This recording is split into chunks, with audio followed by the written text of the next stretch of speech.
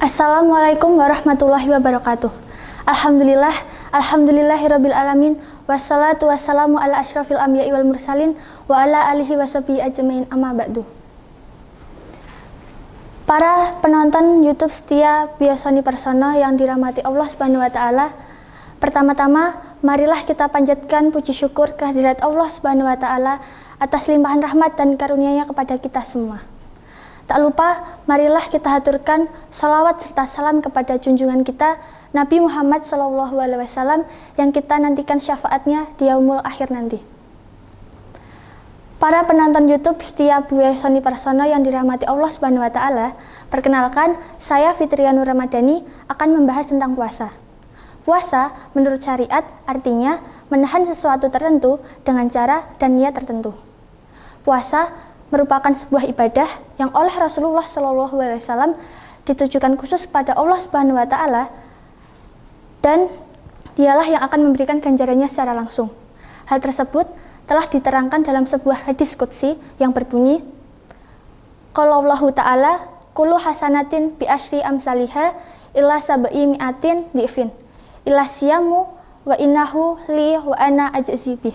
Yang artinya Allah Ta'ala berfirman dalam sebuah hadis qudsi, setiap kebaikan akan dilipat gandakan 10 kali lipat hingga 700 kali lipat, kecuali puasa itu untukku, dan aku sendiri yang akan memberinya pahala.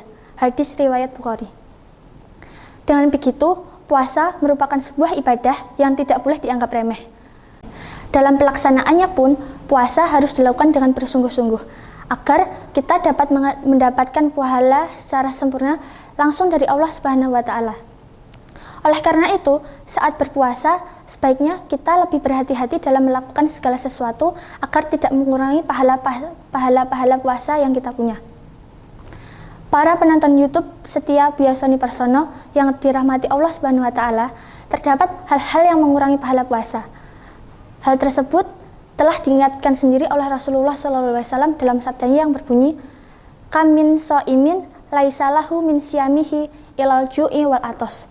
Yang artinya, berapa banyak orang yang berpuasa tidak mendapati dari puasanya itu kecuali rasa lapar dan haus saja. Hadis riwayat Imam Ahmad. Di antara amal yang dapat mengurangi pahala puasa kita ada 6, yaitu yang pertama ghibah, yang artinya menyebut saudara muslim yang lain dengan hal yang tidak disukainya walaupun benar adanya.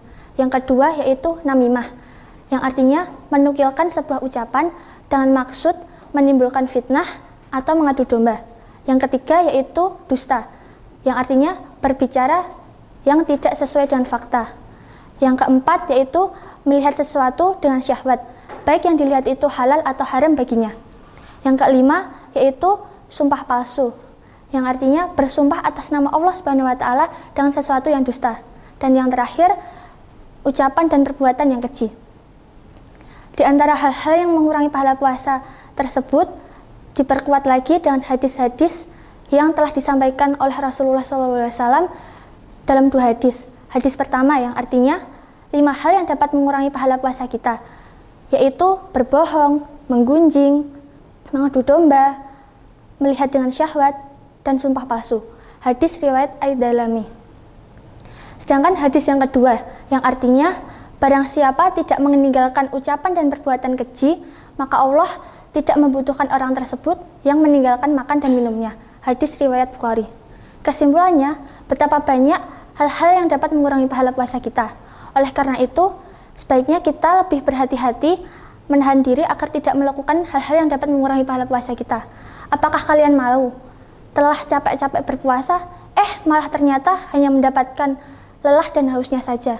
Apakah kalian juga mau pahala puasa kalian berkurang, bahkan tidak mendapatkannya sama sekali? Na'udzubillahi min dzalik.